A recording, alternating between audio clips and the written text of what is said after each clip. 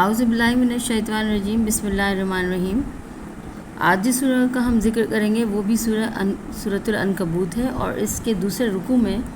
اللہ تعالیٰ نے نوح علیہ السلام کا ذکر فرمایا ہے، اور اللہ تعالیٰ ہمارے پیارے نبی صلی اللہ علیہ وسلم سے مخاطب اور فرماتا ہے کہ اور بے شک ہم نے نوح کو ان کی قوم کی طرف پیغمبر بنا کر بھیجا، اور وہ ان کو سمجھاتے رہے، لیکن ان کی قوم نے ان کو جھٹلاتی رہی۔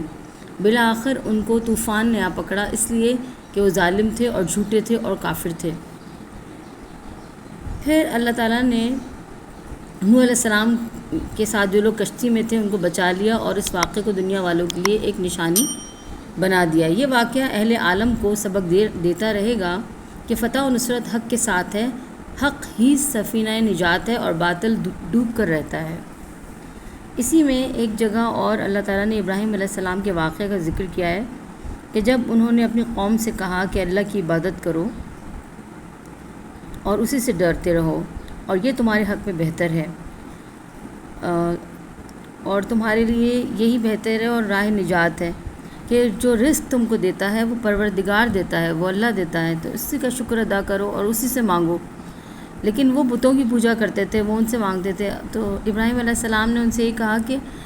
جو بت اپنے لیے کچھ نہیں کر سکتے وہ تمہارے لیے کیا کریں گے۔ ابراہیم علیہ السلام نے بہت سارے بتوں کو توڑا بھی تھا، تو ان لوگوں نے جب اس بات پر ان سے کہا کہ ابراہیم علیہ السلام سے کہ آپ نے ایسا کیوں کیا، تو انہوں نے کہا کہ جو اپنی جان نہیں بچا سکا، جو اپنے آپ کو نہیں بچا سکا، جو بت، وہ تمہیں کیا بچائے گا۔ اور اس طرح یہی انہوں نے لوگوں کو کہا کہ اللہ کا ذکر جو ہے وہ کیا کرو اور اللہ پہ ایمان لاؤ اور کافروں سے بچو۔ مسلمانوں کو اس وقت جو لوگ ایمان لائے تھے ان کو انہوں نے اللہ کا ذکر ادا کرنے کو کہا، اور ہمیشہ اس بات کی تلقین کی کہ ہر چیز اللہ کے شکر میں ہے، کہ جتنا انسان اللہ کا شکر کرتا ہے اللہ تعالیٰ اس کو اتنا ہی نوازتا ہے۔ اور اللہ تعالیٰ کہتا ہے کہ میرے بندوں نے،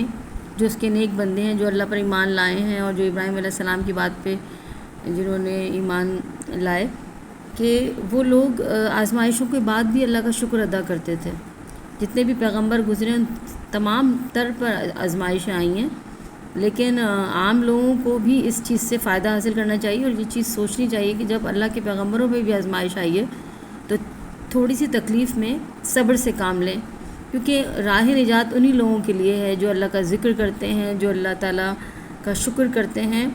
اور اللہ تعالیٰ ان بندوں سے راضی اور خوش ہوتا ہے جو اللہ کا شکر ادا کرتے ہیں۔ آج کے لیے صرف اتنا ہی۔ السلام علیکم، جزاک اللہ۔